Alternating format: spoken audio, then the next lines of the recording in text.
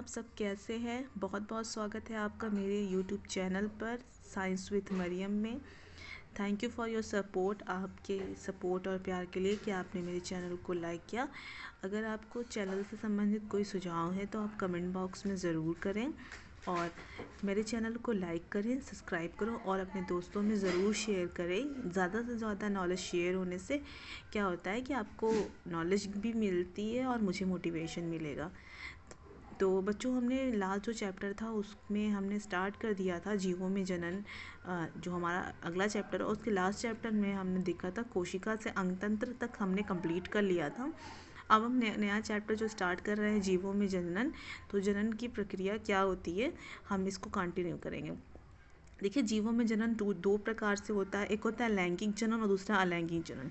अलैंगिक जनन वो होता है कि जिसमें क्या होते हैं, प्रजनन अंगों के बिना जिसमें से जनन हो जाता है उसे हम क्या कहते हैं, लैंगिक जनन, अलैंगिक जनन बोलते हैं। और लैंगिक जनन जिसमें प्रजनन अंगों की सहायता से जनन होता है उसको हम क्या बोलते हैं, लैंगिक जनन।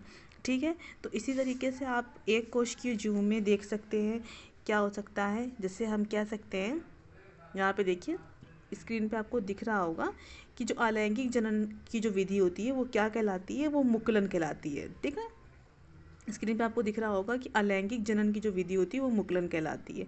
ठीक है, और ये होता किस में, अमीबा में हो जाता है। जैसे देख रहे हैं आप यहाँ पे मुकुलन हो रहा है, अमीबा क्या कर रहा है, अपनी जैसी ही संतानें, मतलब अपने जैसा ही अपने को तोड़कर एक नया हाइड्रा बना ले। देख रहे हैं यहाँ पे, देख रहे हैं हाइड्रा में मुकुलन कैसे हो रहा है। ये पूरा आपको हाइड्रा दिख रहा है, ये इसके शाखाएं निकली हुई हैं।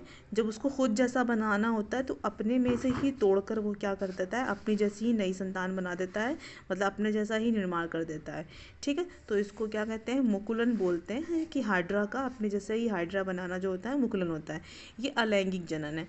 ठीक है, इसी तरीके से आप देखिए प्लाज्मोडियम में भी देख सकते हैं कि प्लाज्मोडियम में भी कैसे हो रहा है, इसमें भी बहुविभाजन हो रहा है, अपने आप को वो तोड़ तोड़ के अलग कर ले रहा है। ठीक है, यहाँ पे देख लिए अमीबा का द्विखंडन।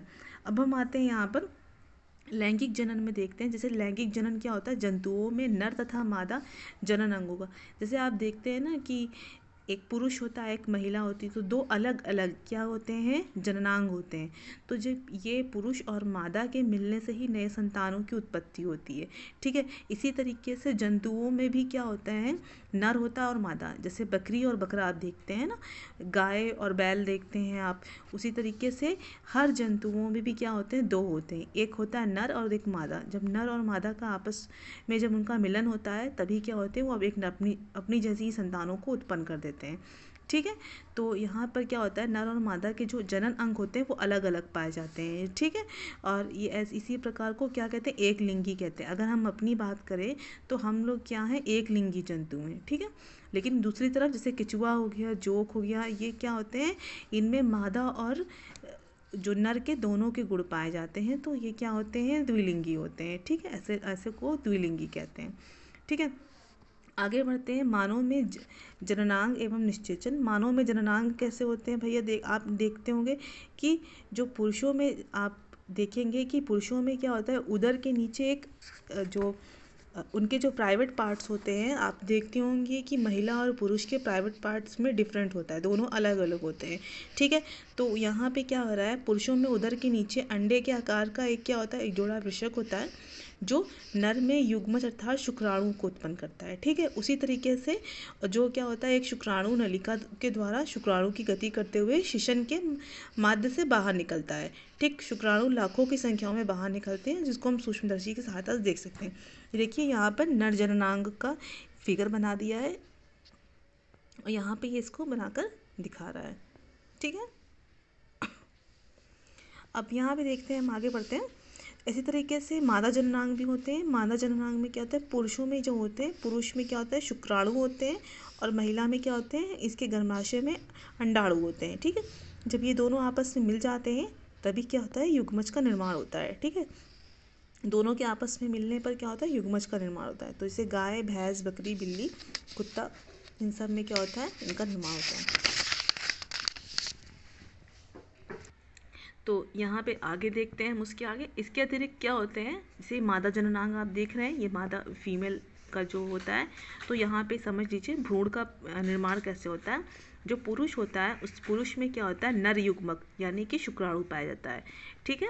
और जो मादा होती है उसमें क्या होता है, अंडाणु होता है और ये मादा युग्मक कहलाता है। जब शुक्राणु अंडाणु का मिलन होता है तो यहाँ पे जाइगोट यानी कि युग्मज का निर्माण होता है। और यही युग्मज आगे चलकर क्या होता है, भ्रूण में और गर्भ में परिवर्तित हो जाता है और ये गर्भ आगे जाकर क्या होता है, नवजात शिशु में कन्वर्ट हो जाता है। तो आपको समझ में आ गया, पुरुष और स्त्री के शुक्राणु अंडाणुओं से मिलने पर युग्मज का निर्माण होता है, युग्मज से भ्रूण का निर्माण होता है, भ्रूण से गर्भ का और गर्भ से नवजात शिशु का। और ये सारी क्रिया क्या कहलाती है, परिवर्धन कहलाती है, ठीक है। समझ में आ गया। अब हम आते हैं जरायुज और अंडयुज के बारे में बात करने। देखिए यहाँ पे जरायुज या अंडयुज क्या होता है, जो बच्चे देने वाले जंतु होते हैं उन्हें क्या कहते हैं, जरायुज, जो बच्चे देते हैं। जैसे कि मनुष्य हो गया, गाय, बकरी, कुत्ता, चमगादड़, ये सब क्या होते हैं, बच्चे देते हैं। और जो अंडे से जिनके बच्चे उत्पन्न होते हैं, जैसे कि मुर्गी हो गया, कबूतर, सर्प, ये क्या होते हैं, अंडयुज। समझ में आ गया। जरायुज जो बच्चे पैदा करते हैं और अंडयुज ये क्या करते हैं, जिनके अंडे से बच्चे उत्पन्न होते हैं। समझ में आ गई इतनी बात। तो आपको ये दोनों चीज़ें समझ में आ गई होगी, जरायुज और अंडयुज क्या होते हैं। तो इस चैप्टर में हमने देख लिया कि प्रजनन क्या होता है, कि जीवों में निरंतर जो प्रक्रिया बनी रहती है उसको हम प्रजनन बोलते हैं। और ये 2 तरीके की होती है, लैंगिक और अलैंगिक। लैंगिक किसमें होता है, लैंगिक पुरुष में क्या होता है, शुक्राणु, और महिला में क्या होते हैं, अंडाणु। इनके निषेचन से क्या होता है, युग्मज का निर्माण होता है। तो ये सारी चीज़ें हमने इस चैप्टर में कंप्लीट कर ली। आई होप आपको इस चैप्टर समझ में आ गया होगा। चैप्टर बहुत छोटा है तो इसको आप वीडियो को पॉज कर करके देख लीजिएगा और समझ लीजिएगा। आपको जो भी ना आए वो कमेंट बॉक्स में आप जाके कमेंट में आप कर सकते हैं और पूछ सकते हैं। चैनल को आप लाइक कर लीजिएगा और सब्सक्राइब करना मत भूलिएगा। Thank you so much for watching. Have a nice day. जय